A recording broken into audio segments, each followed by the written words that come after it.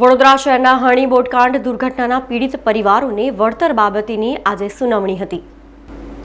નામદાર ગુજરાત હાઈકોર્ટના આદેશ મુજબ આજે વડોદરા શહેરના હરણી બોટકાંડ દુર્ઘટનાના પીડિત પરિવારોને વળતર બાબતેની સુનાવણી હતી, જેમાં એડવોકેટ હિતેશ ગુપ્તા, ભાજપના કોર્પોરેટર આશિષ જોશી, મૃતક બાળકના પરિવારજનો તથા અન્ય આગેવાનો ઉપસ્થિત રહ્યા હતા।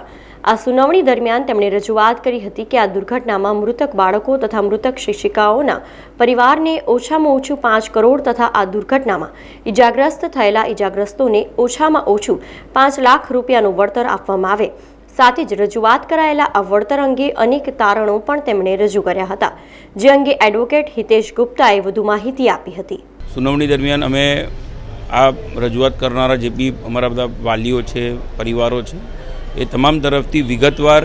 એક લેખિત રજૂઆત આજે સુપ્રત કરી છે કે આ કેસની અંદર જે ગુજરી ગયા છે એમના પરિવારને ઓછામાં ઓછું 5 કરોડ રૂપિયા વળતર મળવું જોઈએ અને જે ઈજાગ્રસ્ત પરિવારો છે, જેમને ઈજાઓ થયેલી છે અને બચી ગયા છે, એવાને ઓછામાં ઓછું 5 લાખ મળવું જોઈએ અને એના તારણ રૂપે કે કેમ આ પ્રકારની રકમ આપવી જોઈએ અને એના માટે કોની જવાબદારી, તો એમાં વિગતવાર જણાવ્યું છે કે ગેરકાયદેસર રીતે પ્રવાસનું આયોજન કરનાર સનરાઈઝ સ્કૂલ, એના સંચાલકો, જે કારણ કે સૌથી મોટી જવાબદારી સ્કૂલની બનતી હતી કે તમામ બાળકોનું જે રક્ષણ છે, એમની સેફટી જે છે એ સૌ પ્રથમ જવાબદારી આ પ્રવાસ દરમિયાન શાળા સંચાલકોની હતી। એ પ્રવાસે તો લઈ ગયા, પણ સાથે સાથે ગેરકાયદેસર પ્રવાસે, કારણ કે કોઈપણ પ્રકારની પરવાનગી લીધા વગર એમણે આ પ્રવાસનું આયોજન કર્યું, વાલીઓ પાસેથી પૈસા લીધા છે, એટલે કમર્શિયલ એક્ટિવિટી કરીને આ પ્રકારની પ્રવૃત્તિ કરી છે, એટલે સ્કૂલની જવાબદારી બને છે, એનું તારણ આપવામાં આવ્યું। સાથે સાથે વડોદરા મહાનગર સેવા સદન કે જે હવે એ તારણ ઉપર આવેલા છે કે જે હાલમાં જ મ્યુનિસિપલ કમિશનરે રિટાયર્ડ કાર્યપાલક એન્જિનિયર સામે, રાજેશ ચૌહાણ સામે જે દંડનો 5,000 રૂપિયા માસિક ચૂકવવાનો, એમના પગારમાંથી કાપવાનો આદેશ કર્યો છે, એટલે ક્યાંક ને ક્યાંક એમની પણ જવાબદારી નક્કી થઈ ગઈ કે બેદરકારી વડોદરા મહાનગર સેવા સદનના અધિકારીઓની રહેલી છે। એટલે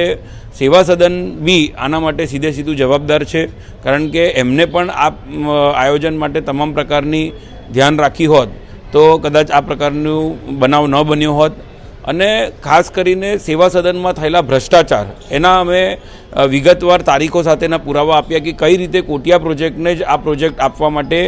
પીપીપી યોજનાના નામ પર જે થયેલો મોટો ભ્રષ્ટાચાર થયો છે, એ ભ્રષ્ટાચાર કરીને આ જ્યારે કોન્ટ્રાક્ટ આપવામાં આવ્યો હોય તો તેવામાં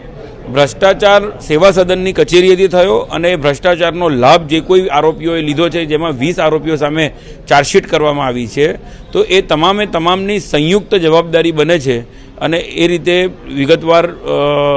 ડિટેલ્સ બધી આપી છે આજરોજ, અને વધુ સુનાવણી આવતીકાલે રાખેલી છે। સમાચારોના સતત અપડેટ માટે TNN ન્યૂઝને YouTube પર સબસ્ક્રાઇબ કરી બેલ આઇકોન પ્રેસ કરો અને અમારી સાથે જોડાયેલા રહો Facebook, Instagram અને Twitter ઉપર।